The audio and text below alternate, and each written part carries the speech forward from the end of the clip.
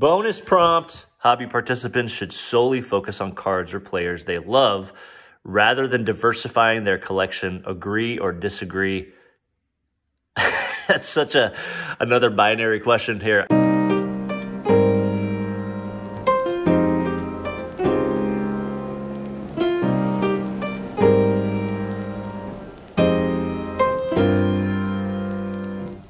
What is up? Welcome back to Fondling Cardboard. I'm your host, Mike Lakusta, aka the Golf Card Collector.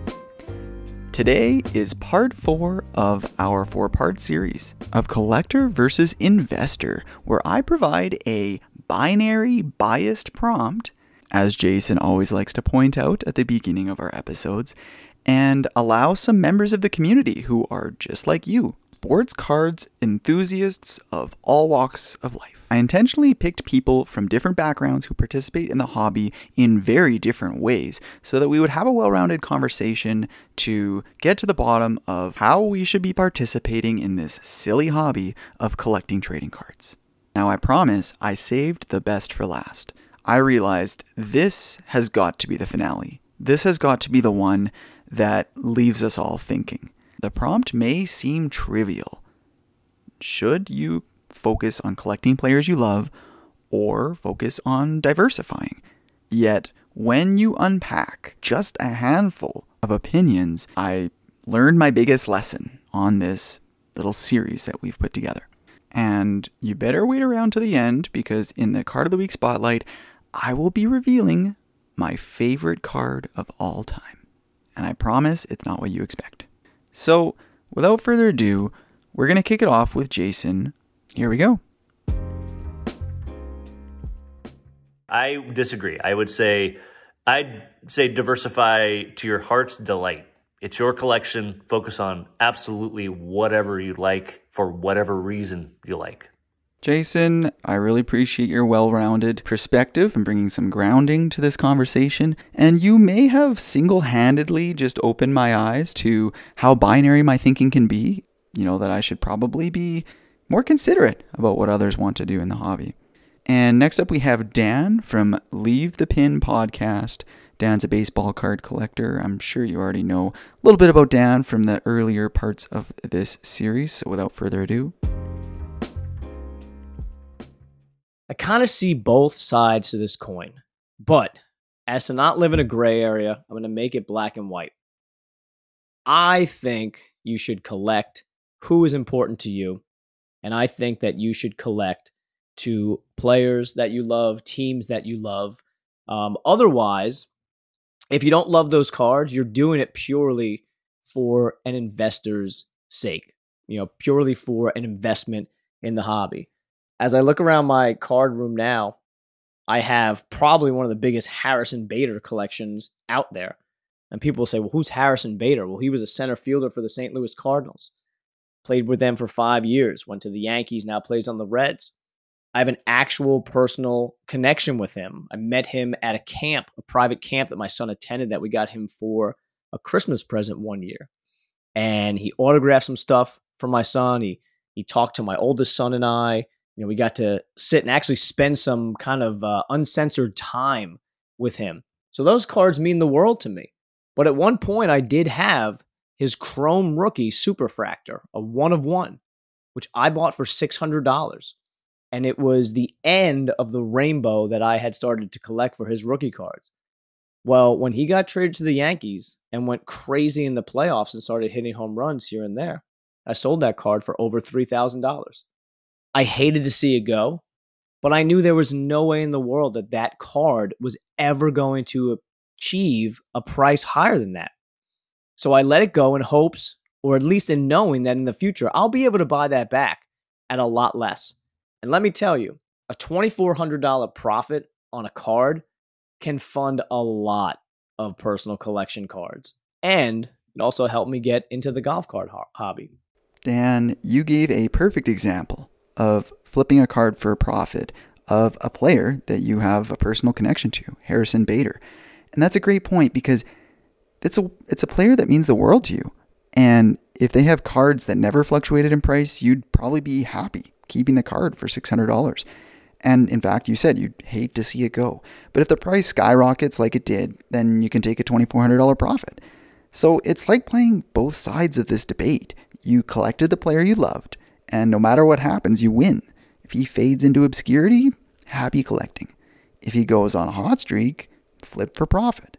And I couldn't have said it better myself. It almost makes me okay with kind of identifying as a flipper. And with that, let's hear from our resident flipper, Paul Hickey, host of the Sports Card Strategy Show and the NoOffSeason.com podcast network. And let's hear what Paul has to say about this topic. Mike and audience members, I love you. But this whole conversation makes me uncomfortable. Here's why. I believe everything should be allowed in the hobby and we shouldn't judge each other. I'm dead serious. So you're going to ask me, hobby participants should solely focus on cards or players they love rather than diversifying their collection? Do I agree with that? I don't agree with that because there's the word should in it. I don't think anyone should do anything. I don't think I have the right, or any of us have the right, to say that anyone should do anything.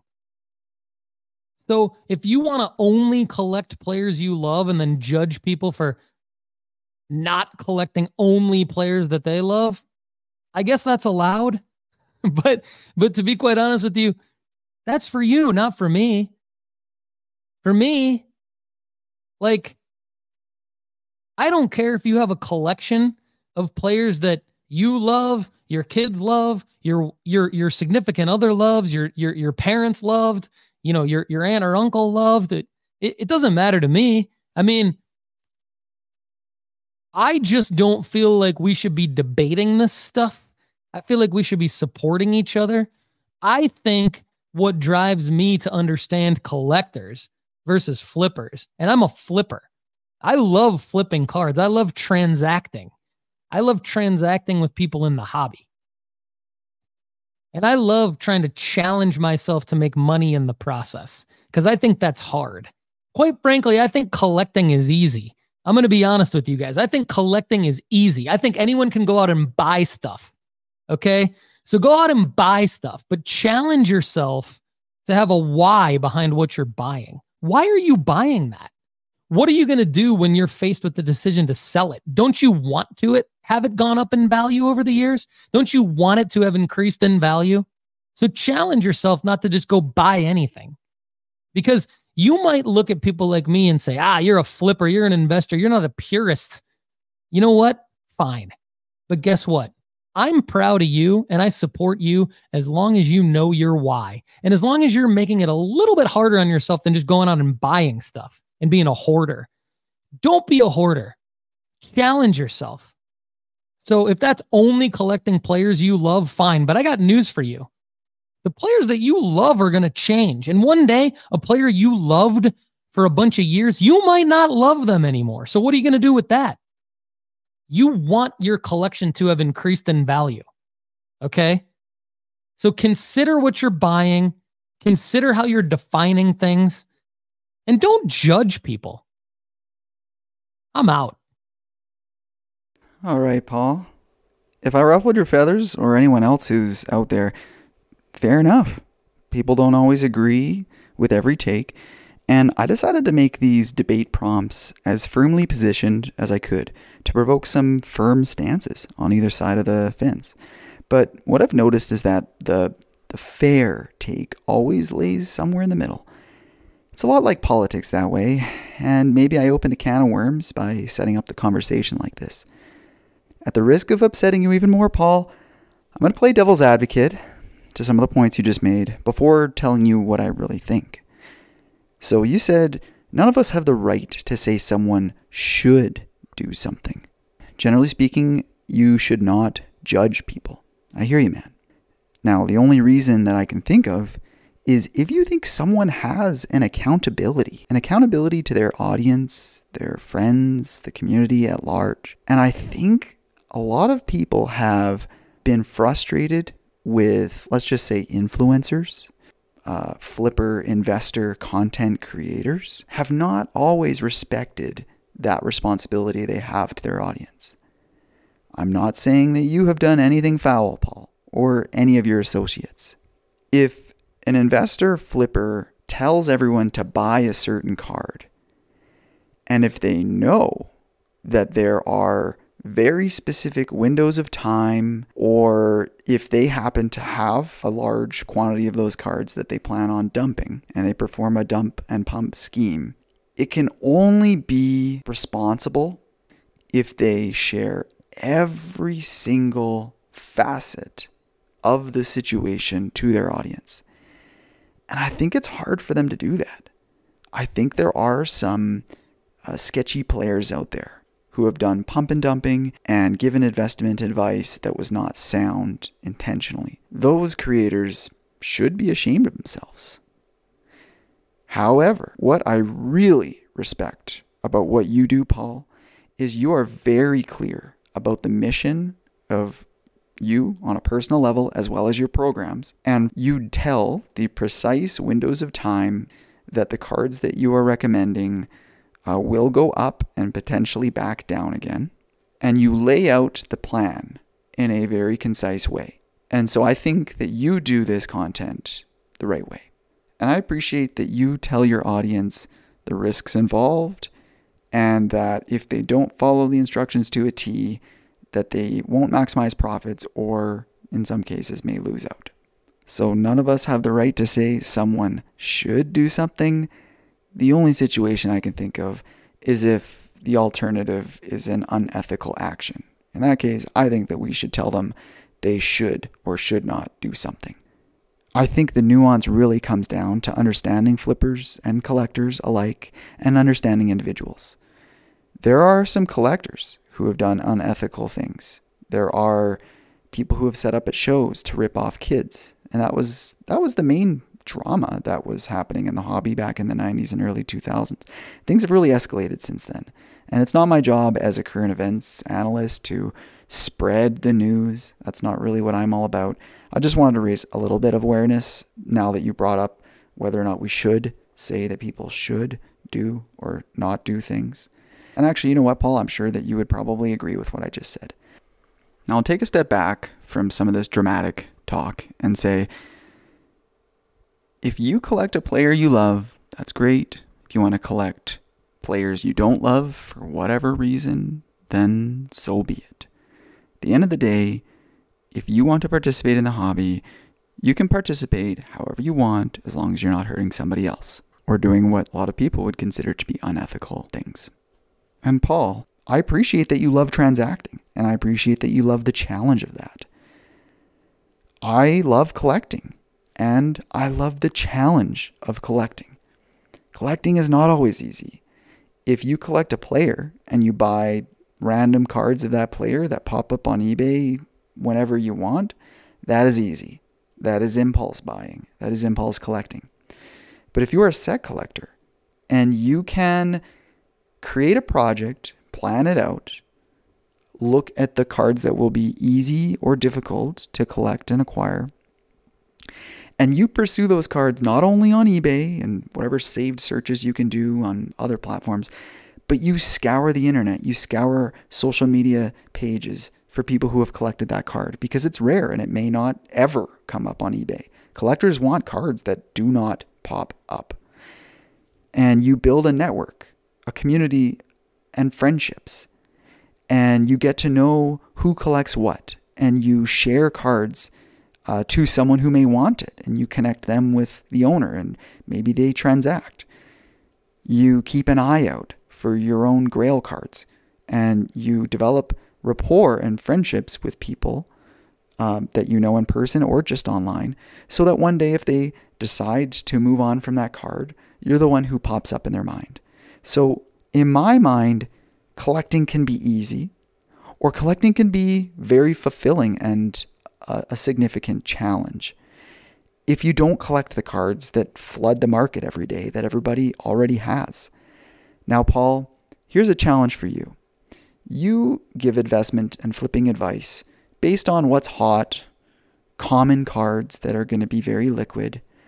I challenge you to create a process or even just one example or case study of flipping and investing in a card that is rare, a card that true collectors want, not the base rookies or silver rookies or Topps Now cards of the first printing of a player that will be obscure and not relevant 2 years from now. I challenge you to find iconic parallels and cards, rare inserts, things that collectors obsess over, and find a way to make money on that. All right. We got a little heated there. We're going to shift it back to the collector's perspective. My friend James Peacock has shared some of his thoughts on today's topic. Maybe people should start collecting with players that they love. That way they get excited about it, and sort of, every purchase you kind of know, you're adding to your personal collection of people that you love to watch and people that you're rooting for. So I don't think out of the gate I'll agree with that if it's like maybe for people that are getting started. But if we're speaking just general terms, I would have to probably disagree, because I'm a set collector myself. So there are a lot of golfers out there that if I was not a set collector and I didn't spend time looking through my binders and reading every single card, sort of the front and the back of it, there are plenty of golfers I probably would have never known about. Like Old Tom Morris, like I knew about him, but I didn't never really researched him until I got into golf cards. People like Lee Elder, right, who got to play in the Masters, the first African American to play in the Masters. I think he just has like a pro set card, but I was shocked that I never knew about him. Or Calvin Peete, he's in the Donruss, and he had like he was like the most successful African American golfer prior to Tiger Woods. I feel like he had over 10 wins. He had driving accuracy. So that card always stood out to me. He was a great driver of the card, of the ball. And I think he was like the number one accurate driver for like 10 years on tour straight, which is an incredible feat. So those kind of stats I would have never even known about or learned about if I wasn't a set collector, if I only collected a few of my favorite golfers. So I think, broad strokes, people should diversify their collection, and who knows, you might find a golfer or a player that you eventually will love that you don't. So I think it's a little closed-minded to only collect people that you love. But if that's your thing and that's what you want to do, that's awesome. But I personally love having a few golfers that I have a lot of cards on, and then there are, collecting sets, which allows me to get at least one or two of those key rookies or key cards of people that maybe aren't my favorite, but they're cool and I get to learn about them along the way. So hopefully that helps answer some of that question. I'm really curious what others have to say about it, because I definitely understand the appeal of having just like a single player and having your whole collection around it. It keeps it simple. It keeps it less overwhelming. I think it allows you to be a little bit more strategic and smart about your purchases, where I kind of go a little nuts and buy everything because I'm always looking to complete a new set or a subset. You know what, James? You are sly. You hit on something that I hadn't even thought of, which is that set building actually forces you to collect players that you don't love or even know about. And you're absolutely right. I was thinking, for some reason, narrowly within a subset of collecting, which is player collecting. But what's interesting is there's so many other ways to collect. There's set collecting, as you touched on. There is parallel collecting. So if you like Prism Gold parallels, you may collect some players that you don't necessarily care as much about just because you love the card and the shininess and the way it looks. And in the examples that you gave with Lee Elder and Tom Morris and others, you can actually become a fan of that player that you weren't before, that you didn't expect. And I'm actually surprised Dan missed this point earlier in this episode, because he's such a traditional baseball card set collector. So great job, James, opening our eyes to disagreeing to this prompt from the collector side. I think between yourself and Paul and all the feedback we got today, this prompt has been disproven. It is okay, whether you're a collector, flipper, whatever you do in the hobby, to not just collect players you love, but to diversify, collect anything that you want. As I was trying to decide on the Card of the Week spotlight this week, I looked back at the theme of this episode. Should you collect players you love or diversify? And although my eyes were opened to the fact that there are a lot of reasons you might collect cards of players you don't love, I'm going to choose one of my favorite players and my favorite cards of all time for the Card of the Week spotlight. Are you ready? Is it a big one? No. No, it is a very measly card, in fact, in terrible condition. Probably a card that none of you listeners have heard of before. This is a 1994 National Sports Collectors Convention promo card of Michael Jordan. It is a very rare limited edition card out of 5,000. So clearly it is not scarce and rare, although it's got a beautiful style. It's got a border around the image of the card on the front, and the image has like, I don't even know how to describe it. Like, it's not a refractor, it's not ice crystals. It's almost like superfractor kind of circles, but just on the border. There is a signature. It's not an actual on-card autograph, but it's a script autograph. And it says, retired October 6, 1993.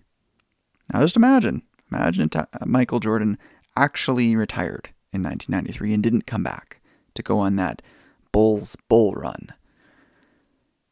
Now, the thing that makes this card extra special is that Michael Jordan is playing golf on this card, which is, I guess, what he did a lot of in his retirement. And actually, I'm told he did a lot of it in his playing days as well. When he traveled to a new city, he'd find out their best golf course, book a tee time. In some cases, it would butt right up next to when he needed to show up at the arena to get ready for warm-ups. But he was known for playing 36 holes on his off days between games. Just an absolute beast on the golf course. And this actually, I said this is my favorite card. I'll take that back. This was my favorite card up until I found out that there's another variation of this promo that is a landscape instead of portrait orientation. And it has this exact card on one side, and on the other side, it's a picture of Michael Jordan in his Bulls uniform taking a jump shot in game. And that one I think is my favorite card.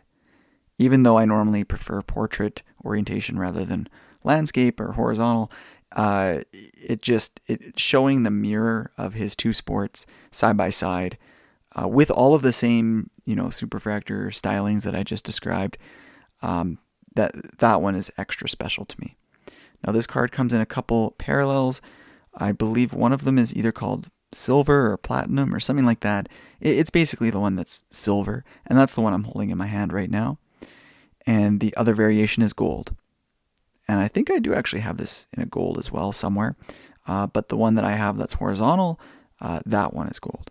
So anyways, thanks for bearing with me describing the visuals on an audio-only podcast. But I hope it paints a picture.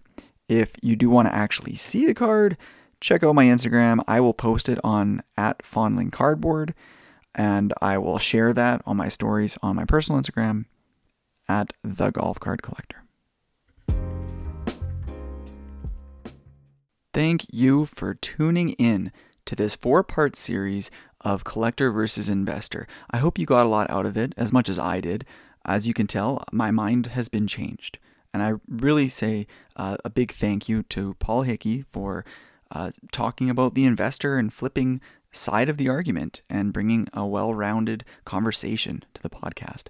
You can follow Paul on Instagram @SportsCardStrategy.